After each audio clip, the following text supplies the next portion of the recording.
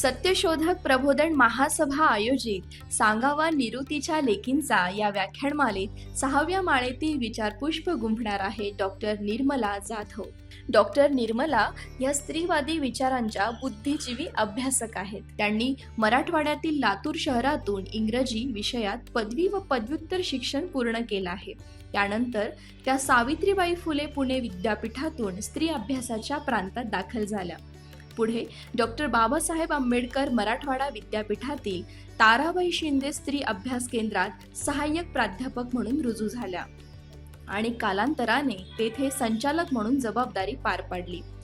MGM university, Chhatrapati Sambhajinagar तसेच राष्ट्रसंत तुकडोजी महाराज नागपूर विद्यापीठ यांच्या स्त्री अभ्यास विषयाच्या बोर्ड ऑफ स्टडीजच्या त्या सदस्य आहेत. पाठ्यपुस्तके आणि ज्ञानसत्ताकारण, स्त्री अभ्यास चर्चा विश्व, western feminist thinkers, Mukta Salve आदी स्त्री अभ्यास आणि जेंडर स्टडीज संबंधी पुस्तके प्रकाशित करण्यामध्ये त्यांनी पुढाकार घेतला आहे. अनेक नियतकालिकांमध्ये निर्मलाताई सातत्यानं लेखन करीत आहेत. त्यांनी दैनिक दिव्य मराठी वर्तमानपत्रात 4th डायमेन्शन सदर लेखन केले आहे. अंडरस्टँडिंग जेंडर, एक्सप्लोरिंग मॅस्क्युलिनिटी या कमला भसीन लिखित पुस्तकांसह इतर अनेक लेखांचे मराठी भाषांतर त्यांनी केले आहे. अनेक राष्ट्रीय व आंतरराष्ट्रीय चर्चासत्र व परिषदांमध्ये शोध निबंध सादर केले आहेत. चित्रपट आणि लिंगभाव, स्त्रीवादी सिद्धांत, स्त्रीवादी संशोधन पद्धतीशास्त्र, शिक्षण, पाठ्यपुस्तके आणि लिंगभाव हे त्यांच्या संशोधनाचे क्षेत्र आहेत. मुक्ता साळवे, सिमोन द बुहा इत्यादी व्याख्यानमालांचे तसेच फ्रायडे फिल्म क्लब उपक्रमाअंतर्गत ताराबाई शिंदे स्त्री अभ्यास केंद्रात अनेक सामाजिक स्त्री केंद्रित चित्रपटांवर चर्चांचे आयोजन त्यांनी केले आहे. डॉक्टर निर्मला आज स्त्री अभ्यासाचा अवकाश या विषयावर बोलणार आहेत. त्यांचे स्वागत आणि मांडणीबद्दल आभार. नमस्कार. सर्वप्रथम सांगावा निवृत्तीच्या लेकींचा या अतिशय स्तुत्य आणि अभिनव उपक्रमाच्या आयोजनाबद्दल मी प्रतिमाताई व सत्यशोधक प्रबोधन ट्रस्टचे अभिनंदन करू इच्छिते. तसेच या महत्त्वपूर्ण उपक्रमामध्ये सहभागी होण्याचा सन्मान प्राप्त करून दिल्याबद्दलही मी प्रतिमाताई आणि सत्यशोधक प्रबोधन ट्रस्टचे आभार व्यक्त करते. आजच्या या व्याख्यानामध्ये आपण स्त्री अभ्यासाचा अवकाश या विषयाची चर्चा करणार आहोत. भारत हा मातृभक्त, मातृसत्ताक देवतांची पूजा अर्चा करणारा देश असल्याचे दिसून येते. दुर्गा, काली, भवानी, अंबाबाई, सप्तशृंगी, रेणुका, कामाख्या, वैष्णवदेवी, वज्रेश्वरी अशा कितीतरी असंख्य स्त्री देवतांची पूजा अर्चना भारतभरामध्ये केली जाते. तसेच आपल्या सभोवताली गावागावांमध्ये शेताच्या बांधांवरती किंवा गावाच्या वेशीवरती मर्याई, काळूबाई अशाही कितीतरी मातृदेवतांची पूजा होत असताना दिसून येते. एकीकडे हा सर्व स्त्री देवतांची पूजा अर्चना करणारा भारत, तर दुसरीकडे याच स्त्री देवतांच्या नावाने स्त्रियांची हेटाळणी करणारा समाज देखील आपल्याला दिसून येतो. भटक भवानी, अंबाबाई, सटवी अशा पद्धतीची संबोधनं ही स्त्रियांचा उपहास करण्यासाठी सुद्धा वापरली जात असताना दिसतात. एकीकडे या देवीची होणारी पूजा, तर दुसरीकडे त्याच नावाने स्त्रियांची होणारी हेटाळणी. हे वास्तव आपण कसं समजून घ्यायचं याची उकल कॉम्रेड शरद पाटील त्यांच्या साहित्यामध्ये करून देताना दिसतात. वस्तुतः स्त्रीसत्ता, मातृसत्ता ते आजचं पितृसत्ताक समाज वास्तव या हजारो वर्षांच्या ऐतिहासिक स्थित्यंतरामध्ये स्त्रीसत्ता, मातृसत्ता हा भारताचा आद्य इतिहास बदनाम किंवा कलंकित केलेला दिसून येतो. आणि त्याचाच परिणाम ही सर्व गणमाता किंवा आद्य देवतांची नावं आपल्याला नकारात्मक अर्थाने वापरली जात असतानाही दिसून येतात. आणि याचाच परिणाम आपण बघतो की एकेकाळी शेती, भूमिती, कला, साहित्य, लोकशाही यांचा उगम असणारी स्त्री ही आज आपल्याला मानवी ज्ञान आणि मानवी इतिहासाच्या पटामध्ये अदृश्य केलेली दिसून येते. गणित, भाषा, साहित्य, कला, विज्ञान या कोणत्याही क्षेत्राचा जर आपण धांडोळा घेतला तर तिथे स्त्रिया या क्वचितच आपलं योगदान देत असताना दिसून येतील किंवा त्यांच्या योगदानाची नोंद कदाचित घेतली जात असताना दिसून येत नाही. मग यामागचं वास्तव काय आहे? खरोखरच हा हजारो वर्षांचा मानवी समाजाचा इतिहास जो आहे, त्याच्यामध्ये स्त्रिया ह्या कायम परिघावरती राहिलेल्या आहेत का? त्यांचं कर्तृत्व हे खरंच शून्य स्वरूपामध्ये राहिलेलं आहे का?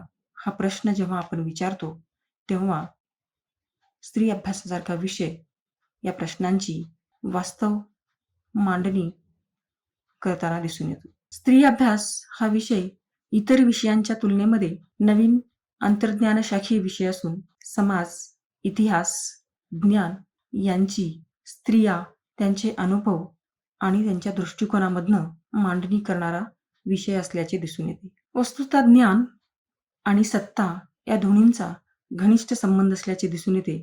महात्मा फुल्यांपासनं त्या अनेक विचारवंतांनी त्या संदर्भामध्ये महत्त्वपूर्ण मांडणी केलेली दिसून येते.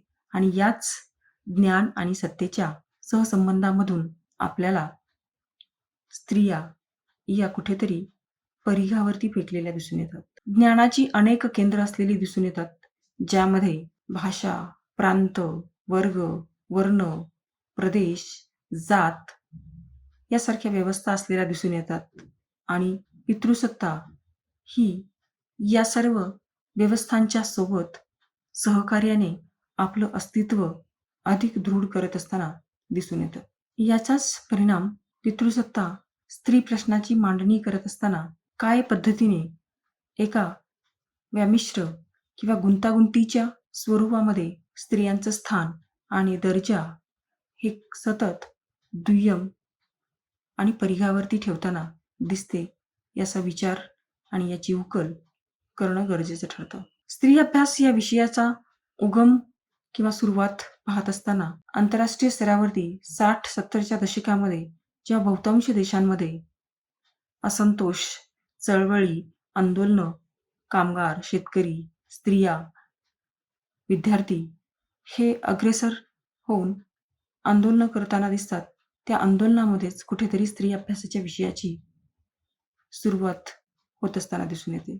या सर्वच आंदोलनांमध्ये मोठ्या प्रमाणामध्ये स्त्रिया देखील सहभागी होत्या. पण विद्यार्थी आंदोलन असावे किंवा शेतकरी या सर्वच आंदोलनांमध्ये, या सर्वच विचारांमध्ये स्त्री म्हणूनचा प्रश्न, स्त्री म्हणूनचं स्थान हे कुठेतरी दुय्यम स्थानी फेकलं जाऊन त्यांचा प्राधान्यक्रम हा सतत सबसायडरी या दुय्यमत्वाचाच असल्याचं जाणीव जेव्हा स्त्रियांना होऊ लागली, तेव्हा खऱ्या अर्थाने इथली समाजव्यवस्था आणि त्या समाजामधील स्त्री आणि पुरुष सहसंबंधांची मांडणी स्त्री अभ्यासासारख्या विषयामध्ये केली जाताना दिसून येते. भारतीय संदर्भामध्ये साधारणतः 1970च्या दशकामध्ये स्त्री अभ्यास या विषयाची सुरुवात झालेली दिसून येते. 1975 हे वर्ष संयुक्त राष्ट्रसंघाने आंतरराष्ट्रीय महिला वर्ष म्हणून घोषित केले आणि याच पार्श्वभूमीवरती साधारणतः 1968-69च्या वर्षांमध्ये संयुक्त राष्ट्रसंघाने आपल्या सदस्य राष्ट्रांना आपापल्या देशातील स्त्रियांची परिस्थिती, दर्जा या संबंधाचे अहवाल सादर करण्यास निर्देशित केले.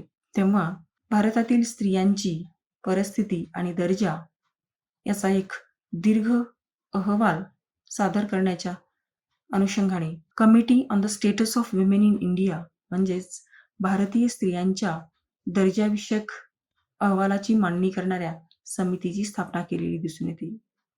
या समितीमध्ये स्त्री चळवळीतील कार्यकर्ते, सामाजिक कार्यकर्ते, अभ्यासक, प्राध्यापक, विचारवंत, राजकीय प्रतिनिधी यांचा समावेश असलेला दिसून येतो. आणि स्वातंत्र्यानंतर प्रथमच स्त्रियांच्या परिस्थिती आणि दर्जाचा प्रत्यक्ष क्षेत्रावरती जाऊन अहवाल किंवा अभ्यास मांडण्याचा प्रयत्न या समितीमध्ये झालेला दिसून येतो. आणि साधारणतः 3 ते 4 वर्ष एक दीर्घ संशोधन आणि अभ्यास करून CSWI या समितीने समानतेच्या दिशेने हा अहवाल सादर केलेला दिसून येतो. आणि या अहवालामध्ये अतिशय प्रकर्षाने हे वास्तव समोर आणले गेले, की स्वातंत्र्याच्या 25 वर्षानंतर भारतीय स्त्रियांची स्थिती ही राजकारण असो, नोकरी असो, शिक्षण असो किंवा रोजगार या सर्वच बाबतीमध्ये खालावलेली असून त्यांच्या प्रगतीसाठी किंवा त्यांच्या प्रश्नांच्या सोडवणुकीसाठी सर्वप्रथम अतिशय व्यापक संशोधन आणि माहिती संकलन करणे गरजेचे असल्याचे मत या अहवालामध्ये मांडले गेले. आणि याचसाठी अशाच प्रकारचे अभ्यास, संशोधन स्त्रियांच्या बाबतीत होणे आवश्यक असल्याने विशेषतः उच्च शिक्षणामध्ये स्त्री अभ्यासासारखा विषय समाविष्ट केला जावा, हा दृष्टिकोन या अहवालामध्ये मांडल्याचे दिसून येते. आणि याच्याच परिणामी 1974 मध्ये SNDT विद्यापीठात मुंबई येथे भारतातील पहिले स्त्री अभ्यास केंद्र सुरू केलेले दिसून येते.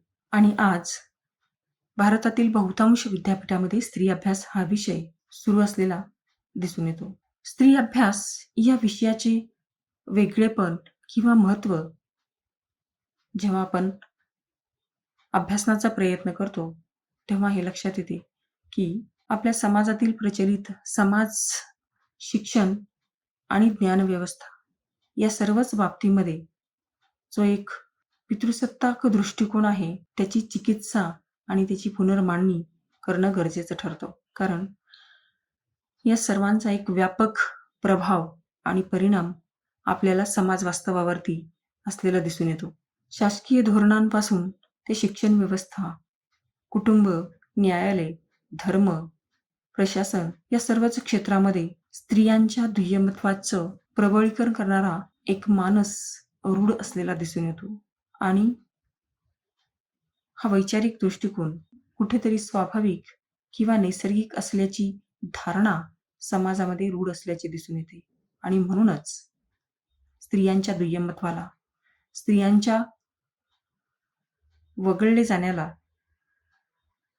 दृश्यता प्रदान करण्याचे काम स्त्री अभ्यास हा विषय करताना दिसून येतो. एकीकडे स्त्रीसत्ताक, मातृसत्ताक समाजामध्ये समाजाची सर्व कार्यभार, पौरोहित्य, गणभूमी, गणधान्य यांचं वाटप आणि कला, साहित्य, भाषा, लोकशाही या प्रकारच्या सर्व क्षेत्रामध्ये आद्य योगदान देणाऱ्या स्त्रिया या ऐतिहासिक कालखंडामध्ये कशा पद्धतीने दुय्यम स्थानी ओढल्या गेल्या याचा समज आणि ती दृष्टी आपल्याला प्राप्त होण्यासाठी स्त्री अभ्यास हा अभ्यासक्रम उपयुक्त ठरतो. कारण पितृसत्ताक समाज व्यवस्था ही आपण जसं म्हटलं तसं कायम इतर व्यवस्थांच्या सहकार्याने आपलं अस्तित्व टिकवून ठेवून किंवा ते अधिक दृढ करण्याचा प्रयत्न करत असते. आणि त्यामुळेच ती सतत अनेक बदलांना, अनेक परिणामांना आपल्या पोटामध्ये घेऊन आपली पुनर्निर्मिती करत असताना दिसून येते. आणि स्त्री अभ्यास पितृसत्तेच्या या मेकॅनिझमला किंवा या यंत्रणेला खऱ्या अर्थाने समजावून किंवा तिचे अस्तित्व कशा पद्धतीने संपवता येऊ शकते याचा विचार मांडताना दिसतो.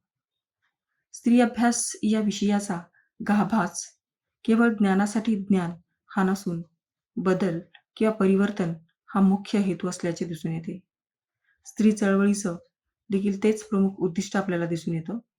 किंवा समाज परिवर्तनासाठी जी दीर्घ परंपरा आपल्याला फुले, शाहू, आंबेडकर सारख्या विचारवंतांच्या कार्य आणि विचारांमध्ये दिसून येते, तोच धागा स्त्री अभ्यास या विषयामध्ये सुद्धा असलेला दिसून येतो.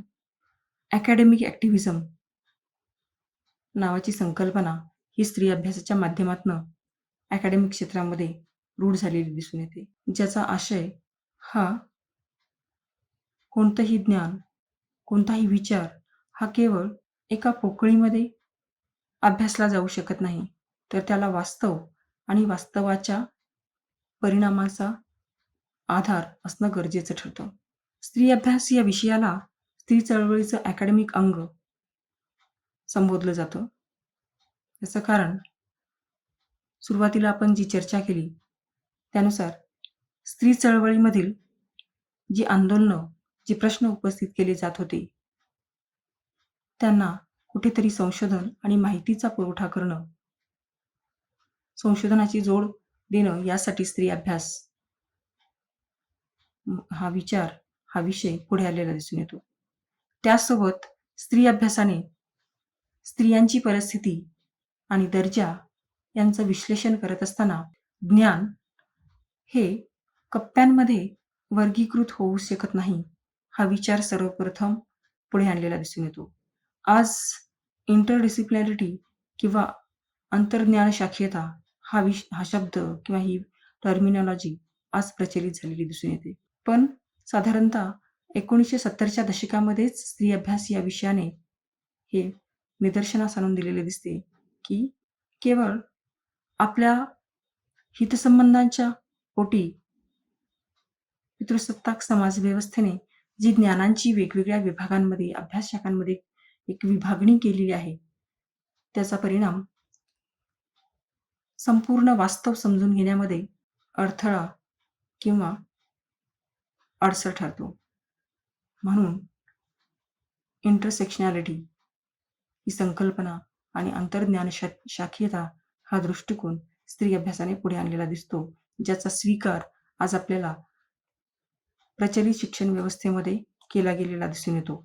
आणि खऱ्या अर्थाने स्त्रियांचं स्थान आणि स्त्रियांचे प्रश्न जर आपल्याला समजून घ्यायचे असतील, तर ज्ञानाची ही सर्वांगीणता किती आवश्यक आहे, हे स्त्री अभ्यास आपल्याला वारंवार विविध विचारांमधनं, विविध सिद्धांतांमधनं मांडताना दिसून येतो.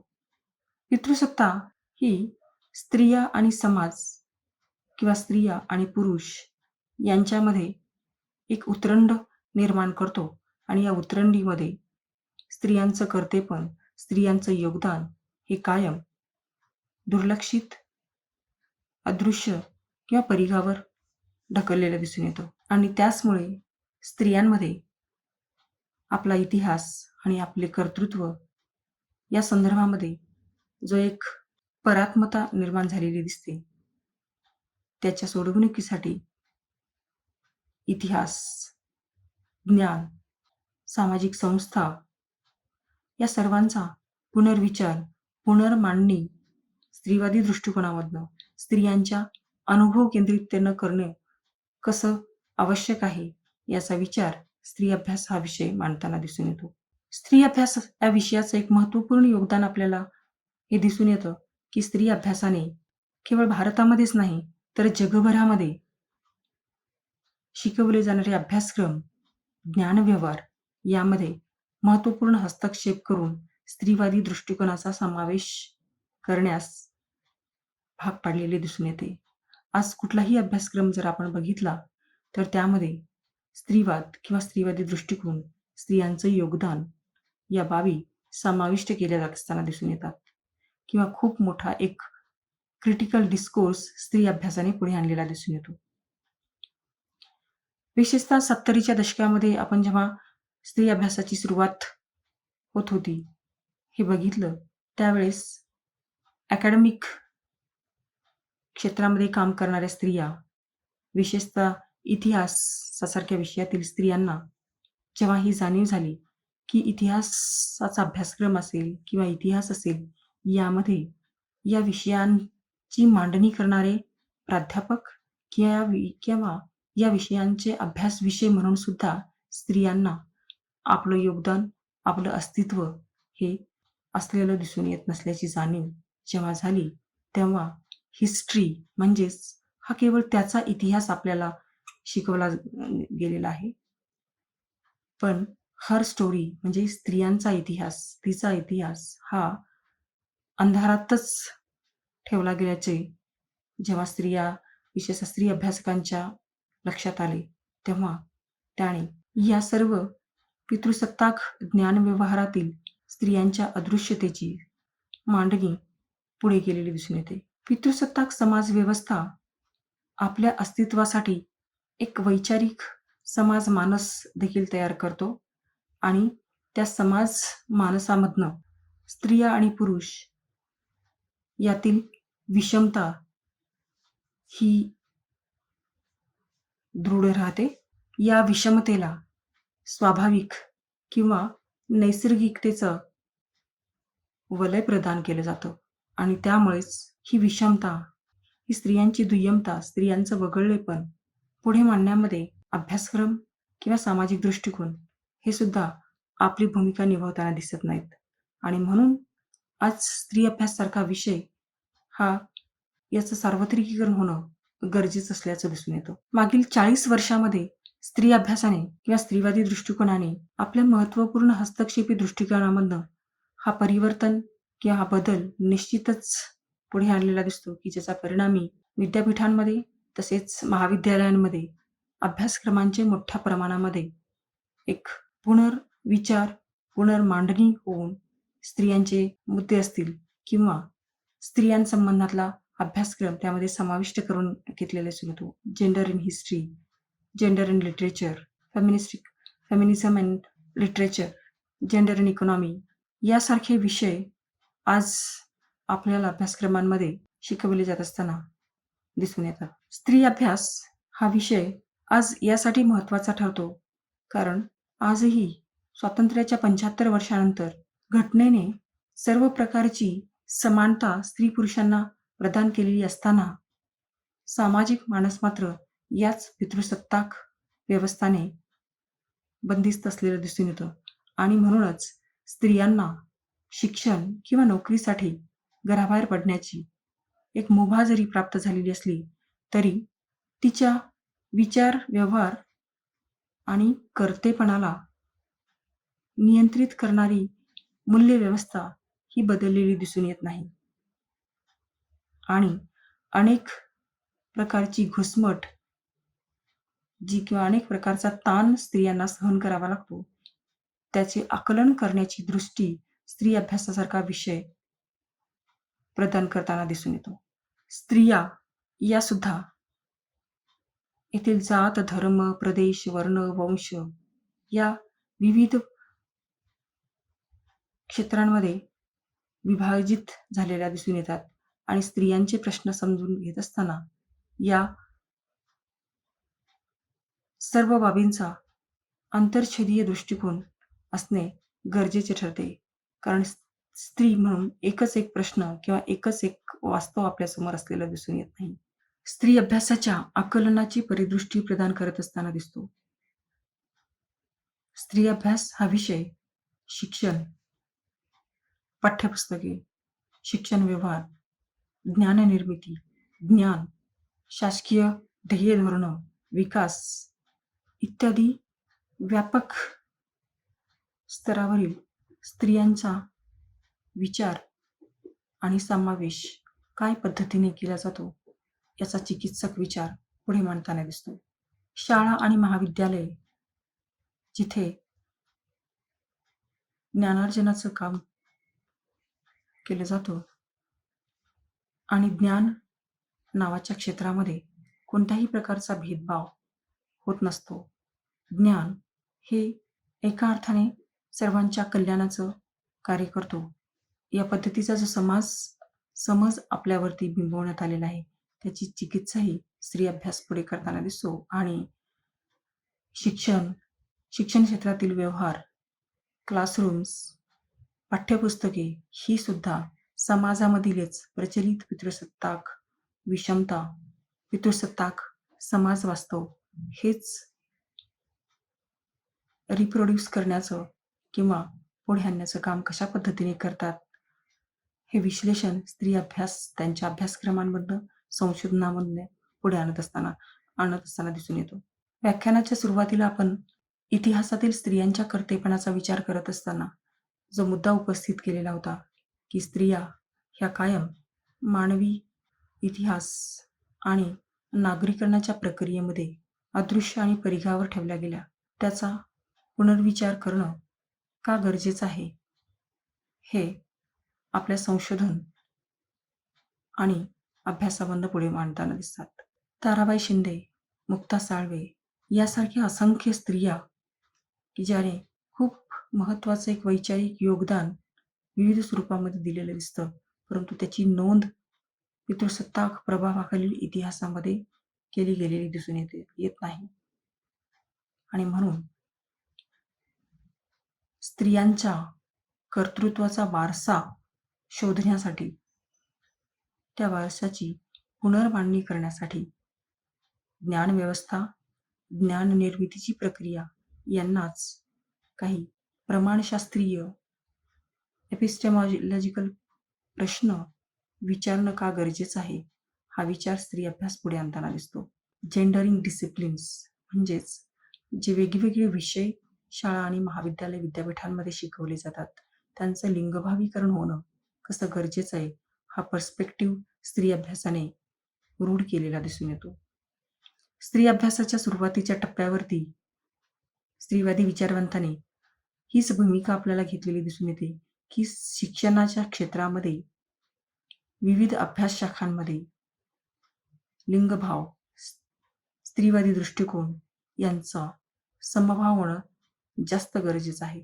पण या 30-40 वर्षाच्या कालखंडामध्ये आपल्याला स्त्री अभ्यास हा स्वतंत्र विषय म्हणून अध्यापनाच्या क्षेत्रामध्ये विभाग म्हणून स्थापनेच्या पातळीवरती पुढे आलेला दिसून येतो.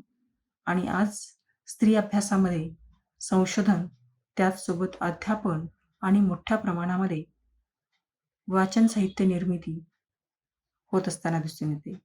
पण त्याचसोबत स्त्री अभ्यास हा विषय इतर विषयांमध्ये सुद्धा त्यांच्या अभ्यासक्रमामध्ये मूलभूत स्वरूपामध्ये अंगीकृत होणे जास्त आवश्यक ठरते. अन्यथा जे निरीक्षण आज आपल्याला एक मोठ्या प्रमाणामध्ये पुढे आलेलं दिसून येतं की स्त्री अभ्यास, स्त्रीवादी दृष्टिकोन, स्त्रीवादी विचार याचा समावेश हा वरकरणी केवळ आहे तोच ढाचा, आहे तोच अभ्यासक्रम कायम ठेवून केवळ त्यात आणखीन एक भाग ॲड करणं याच स्वरूपामध्ये होत असताना दिसतो. याच्या परिणामी इतिहास असेल, राज्यशास्त्र असेल, अर्थशास्त्र असेल किंवा भूगोल असेल, या सर्व ज्ञानशाखांचं एक मूलभूत आकलन ते त्याच पितृसत्ताक ढाच्यातलं राहून केवळ स्त्रिया हा एक स्वतंत्र भाग म्हणून त्याचा समावेश शिक्षण क्षेत्रामध्ये होत असताना दिसून येतो. बदल हा नेहमीच संथ स्वरूपाचा किंवा धीम्या गतीने होत असताना दिसून येतो. त्यामुळं जरी या बदलाचं आपण स्वागत करत असू तरी खऱ्या अर्थाने मुक्तिदायी स्त्री-पुरुष समानता या अनुषंगाने ज्ञानक्षेत्राचा, शिक्षण व्यवस्थेचा जर आपल्याला विचार करायचा असेल तर एक मूलगामी स्त्रीवादी दृष्टिकोनामधनं अभ्यासक्रम आणि अभ्यास विषयांचा पुनर्विचार आणि पुनर्मांडणी होणं असं गरजेचं आहे. यासाठीचे प्रयत्न स्त्री अभ्यास केंद्रांमधनं होत असताना दिसून येतात. Gender in discipline and disciplining gender या दोन्ही भूमिका म्हणजे एकाच वेळेस लिंगभाव या विषयाचं मुख्य प्रवाहीकरण व लिंगभाव किंवा स्त्री अभ्यास या विषयाची स्वतंत्र ज्ञानशाखा म्हणूनची उभारणी ही कशी आवश्यक आहे याची भूमिका स्त्री अभ्यासामधनं पुढे येत असताना दिसून येते. आणि स्त्री अभ्यास हा विषय केवळ अनेक विषयांपैकी एक या पद्धतीचं नॉलेज फॉर नॉलेज शेक म्हणजेच ज्ञानासाठी ज्ञान हा विचार देत नाही, तर त्या पलीकडे जाऊन समग्र सामाजिक परिवर्तनासाठीचं ज्ञान हे कसं एक मूलभूत साधन आहे. त्या दृष्टिकोनातून चित्रपट असेल, प्रसारमाध्यमं असतील किंवा जीवनाच्या विविध क्षेत्रामध्ये समानता हे मूल्य रुजविण्यासाठी काय पद्धतीचे प्रयत्न केले गेले पाहिजेत.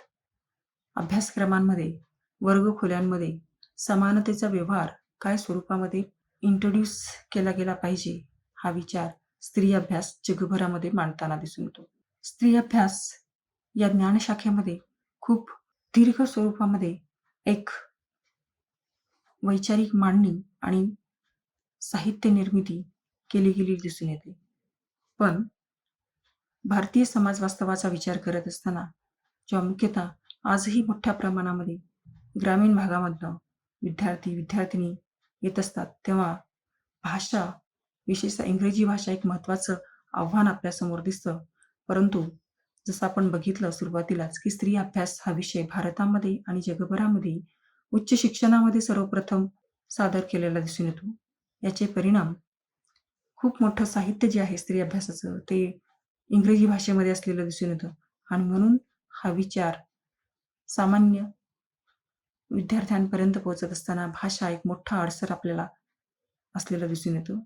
यासाठीचे प्रयत्नही विविध स्वरूपामध्ये होत असताना दिसतात. भाषांतर किंवा प्रादेशिक भाषांमधील साहित्य निर्मितीच्या माध्यमातनं हा विचार रुजविण्याचा एक मोठं काम स्त्री अभ्यास केंद्रांकडून केलं जात असताना दिसून येतं.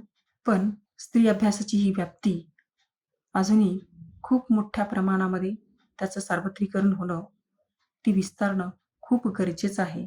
याचं कारण आज आपण ही जी व्याख्यानमालेला सुरू केलेली आहे, त्यातला हा जो विचार आहे, स्त्रीसत्ता ते आजचं पितृसत्ताक वास्तव याच्या ऐतिहासिक स्थित्यंतराच्या आकलनाचा भाग समजून घेण्यासाठी स्त्री अभ्यासाचा अवकाश हा निश्चितच महत्त्वपूर्ण ठरतो. समाज वास्तव मात्र स्त्रियांच्या अनुषंगाने अधिकाधिक बिकट किंवा स्त्रियांची दडपणूक करणारं दिसतं.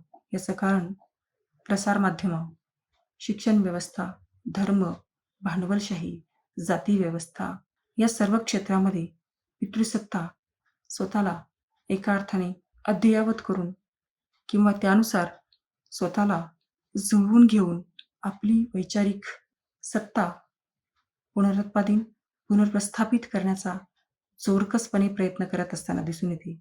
त्याचाच परिणाम आज स्त्रिया सावित्रीबाई फुले, महात्मा फुले, बाबासाहेब आंबेडकर, शाहू महाराज व अशा अनेक असंख्य स्त्री-पुरुष विचारवंत कार्यकर्त्यांच्या कार्यानंतर जेव्हा स्वातंत्र्य आणि अधिकारांची फळं चाखत आहेत, तेव्हा ही दृष्टी आणि ती जाणीव विकसित होत असताना कुठेतरी या पितृसत्ताक राजकारण आणि पितृसत्ताक व्यवस्थेच्या चक्रव्यूहामध्ये अडकून एक उलट प्रवास सुद्धा करत असताना दिसत आहेत.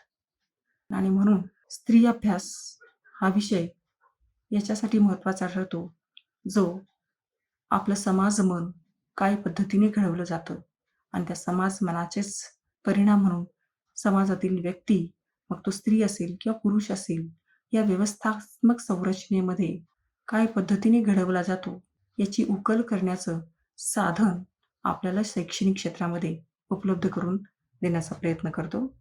त्याचसोबत विविध क्षेत्रातील स्त्रिया आणि त्यांचं कर्तेपण याची देखील पुनर्मांडणी करून हा सर्व वारसा जाणीव-नेणीच्या स्वरूपामध्ये समजून तो त्याची पुनर्मांडणी किंवा पुनर्सादरीकरण करण्याचा प्रयत्न स्त्री अभ्यास करत असताना दिसून येतो.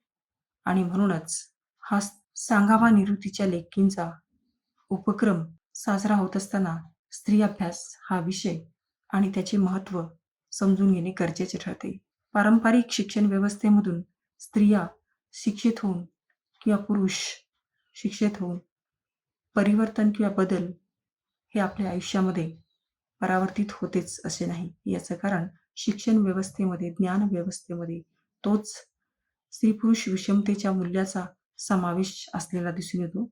त्याची उकल आणि त्याची चिकित्सा करण्याची दृष्टी स्त्री अभ्यास आपल्याला प्रदान करतो आणि म्हणूनच खऱ्या अर्थाने स्त्रियांवरील हिंसाचार, स्त्री-पुरुष विषमता हे वास्तव जर बदलायचं असेल, यामध्ये परिवर्तन घडवायचं असेल आणि स्त्रियांच्या कर्तृत्वाचा इतिहास, स्त्रियांच्या कर्तृत्वाला अवकाश उपलब्ध करून देणारं वर्तमान जर आपल्याला निर्माण करायचं असेल, तर स्त्री अभ्यासासारखे विषय आणि त्यांचा शैक्षणिक क्षेत्रातील हस्तक्षेप व अवकाश अस्तित्व हे अधिकाधिक विस्तारणं जास्त गरजेचं ठरतं. की ताराबाई शिंदे असतील, मुक्ता साळवे असतील किंवा आंतरराष्ट्रीय स्तरावरती देखील विविध हा सर्व स्त्रीसत्ता आणि स्त्रियांच्या कर्तेपणाचा इतिहास सिद्ध करणारी जी नावं आहेत, ती नावं आणि त्यांची एक पुनरअभ्यास, पुनर्मांडणी पुढे येत असताना दिसून येते. निरुती, हरिती, दुर्गा, काली ही सर्व प्रतीकं केवळ सिम्बॉलिक किंवा एक प्रतीकाच्या पातळीवरती आपल्या आयुष्यामध्ये जेव्हा शिल्लक राहिलेली आहेत, तेव्हा त्यांचा खरा अर्थ आणि आपल्या जाणीव-नेणीच्या स्वरूपामध्ये त्यांचं महत्त्व आपल्याला ओळखून घ्यायचं असेल, तर स्त्री अभ्यास हा अभ्यासक्रम आपला जो परिवर्तन आणि बदलासाठीचा लढा आहे, त्या लढ्यामध्ये निश्चितच महत्त्वपूर्ण ठरतो. आपला विचार आणि कृती या दोघांनाही प्रगल्भ आणि समतेवादी दिशेने घेऊन जाण्यासाठी. सांगावा निवृत्तीच्या लेकींचा या उपक्रमामध्ये स्त्री अभ्यास या नव्याने उभरत्या ज्ञानशाखेची चर्चा करण्याची ही संधी मला प्राप्त झाली. याबद्दल मी परत एकदा आभार मानते आणि थांबते. धन्यवाद.